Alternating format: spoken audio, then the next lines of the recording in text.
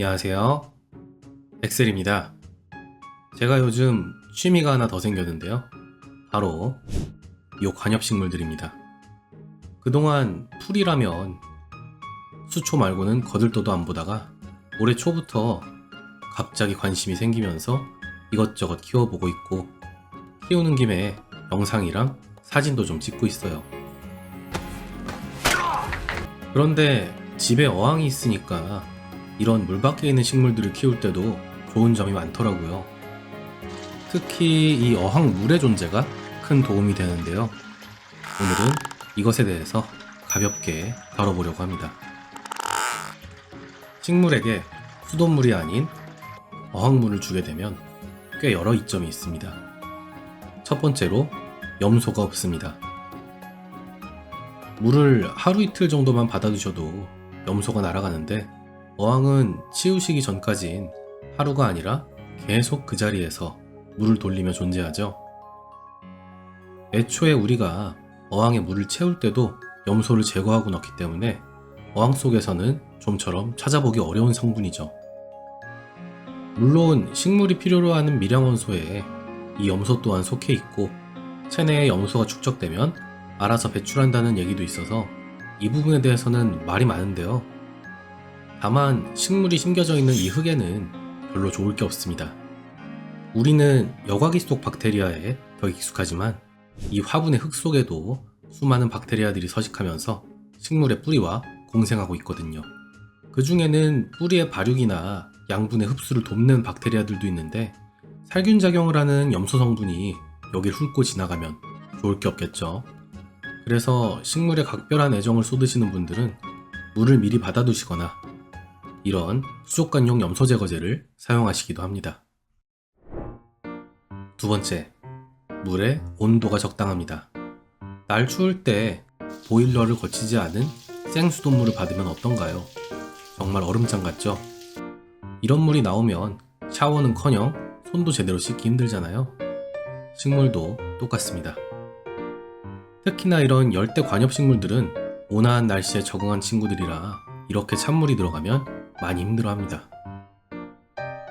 일단 식물이 쇼크를 먹게 되고 양분 흡수율이 저하되면서 성장이 둔화됩니다.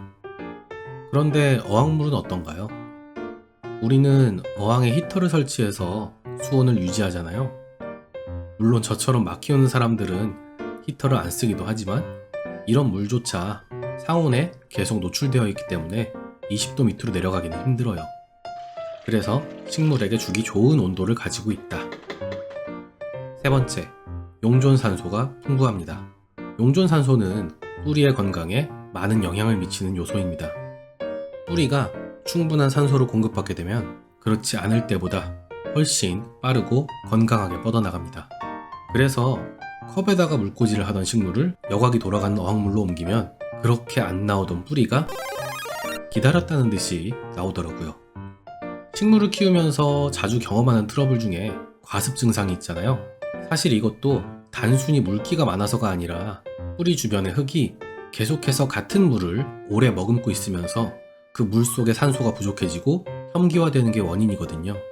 물론 어항물을 준다고 과습이 안 오는 건 아니지만 산소라는 게 그만큼 중요한 요소라는 겁니다.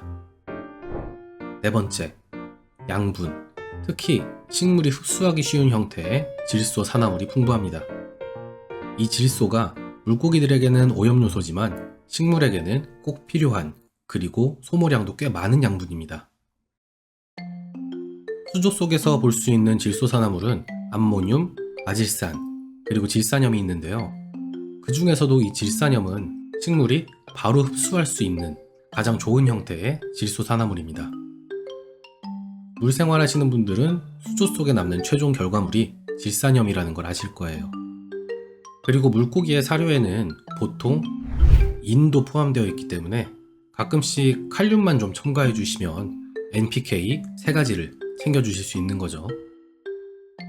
물론 식물마다 요구하는 양분의 비율이 다르고 상황에 따라서 미량원소도 챙겨줘야 하기 때문에 역시 가장 좋은 건 원예용 비료의 사용입니다. 전용 제품이라는 게 괜히 있는 건 아니죠. 그런데 식물이 늘어나고 물 줘야 할 일이 많아지니까 그때그때 이런 액체 비료를 타주기가 쉽지 않더라고요.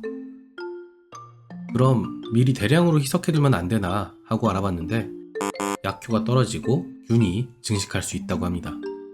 그래서 보통 화분이 많은 분들은 이런 완효성 비료를 흙 속에 넣고 그냥 수돗물을 주시더라고요. 이때 수돗물 대신 어항물이 들어가면 시간이 흐를수록 많은 차이를 느끼실 거예요. 다만 주의하실 점은 이끼 제거제나 어병약, 예를 들면 메틸렌블루가 첨가된 백전병약 등을 사용하신 어항의 물은 피해 주셔야 합니다. 경우에 따라 식물에 손상을 줄 수 있는 성분이 들어있으니까요. 아무튼 이렇게 어항물 자체가 가지는 장점도 많지만 제가 느끼고 있는 또 다른 장점은 관리 루틴의 시너지입니다. 우리가 물고기를 키울 때 발생하는 문제는 대부분 환수가 부족해서 일어납니다. 저도 하고는 있지만 이 환수만큼 귀찮은 게 또 없거든요. 반대로 식물을 키울 때 발생하는 문제는 대부분 물을 너무 자주 줘서 일어납니다. 식물의 사망 원인 부동의 1위, 과습이잖아요. 그래서 어항물을 쓰게 되면 이 두 가지가 서로 상쇄되면서 환수는 평소보다 조금 자주 하게 되고 화분에는 물을 덜 주게 됩니다. 그래서 그런지 어항도 식물도 상태가 좋아지더라고요. 거기다 그냥 버려지던 물을 재활용할 수 있다는 장점도 있고요. 환경 생각하자는 거지. 물론 이 정도 이점 때문에 생각에도 없던 화분을 들이시거나 어항을 설치하시는 것 배보다 배꼽이 더 큰 꼴이죠. 그걸 왜 지금 말해? 그래서 보통 물을 받아두었다 쓰는 걸 많이들 추천하시지만 그게 귀찮으시면 그냥 염소 제거제 사용하시면 됩니다. 이 염소 제거제도 종류가 참 많은데요.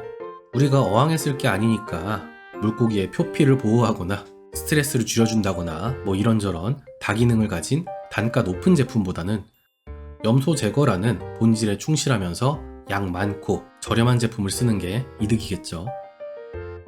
제가 10년째 쓰고 있는 제품이에요. 수돗물 바로 받아서 정량 넣고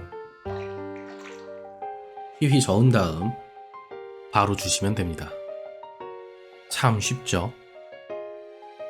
아무튼 어항이나 식물에 전부터 관심이 있으셨거나 막연히 어려울 거라 생각해서 고민 중이신 분들이 분명 계실 텐데 그런 분들께 이 둘의 시너지가 꽤 좋다는 걸 한번 말씀드리고 싶었습니다. 다음 영상에선 다시 수족관 이야기로 돌아올 건데요. 가끔씩은 이렇게 물 밖에 있는 것들도 다뤄보도록 하겠습니다. 실은 말고요. 오늘도 재밌게 보셨다면 구독과 좋아요, 알림 설정, 그리고 댓글도 부탁드릴게요. 이번 주도 고생 많으셨습니다. 좋은 주말 보내시고요. 저는 더 좋은 영상으로 다시 돌아오겠습니다. 감사합니다.